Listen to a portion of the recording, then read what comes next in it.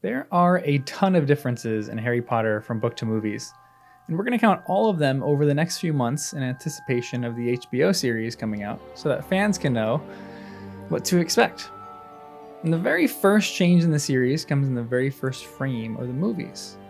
In the film, the camera starts on a sign of Privet Drive with an owl perched on top.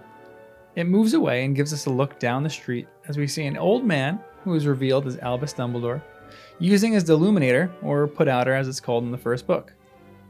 He meets Professor McGonagall in cat form and strikes up a small conversation with her.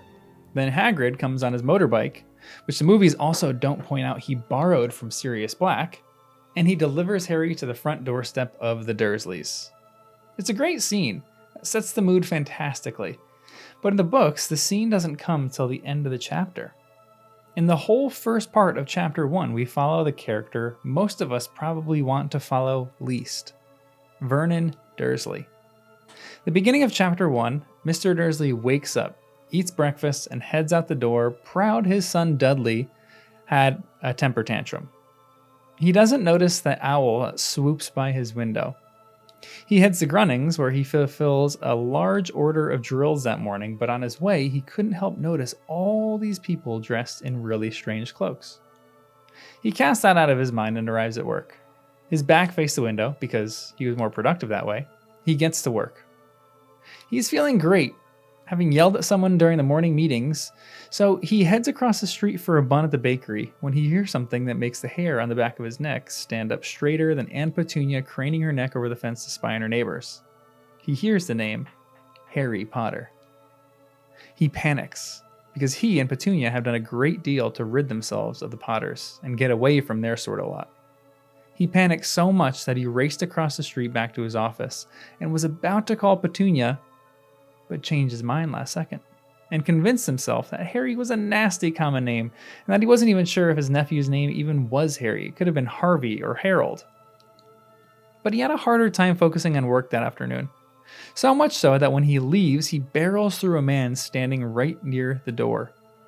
The man holds no grudge and even smiles as he gets up, telling Vernon, "Don't be sorry, my dear sir, for nothing could upset me today.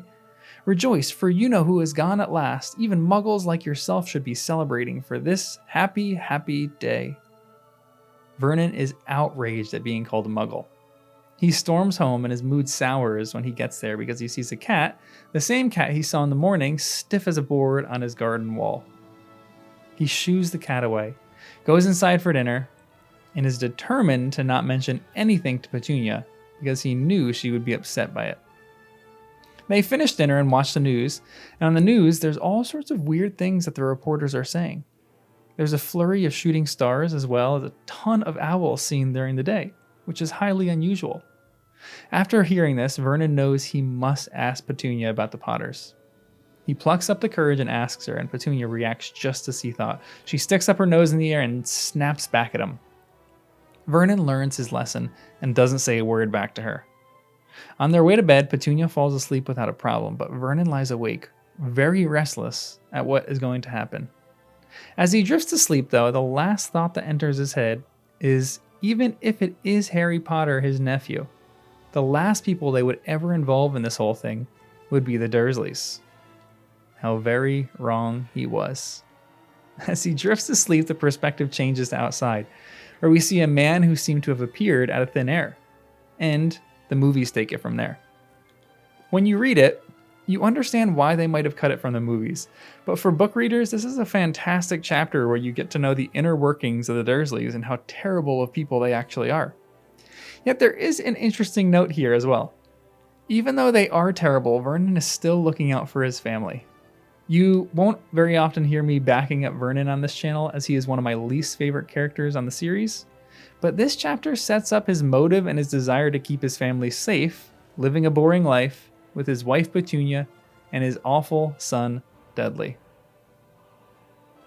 If you enjoyed this, make sure you subscribe to this channel, as we are going to continue to count down all the changes from the book to the movie in anticipation of the HBO series. So subscribe to the channel, make sure you click the bell for notifications, and have a great day.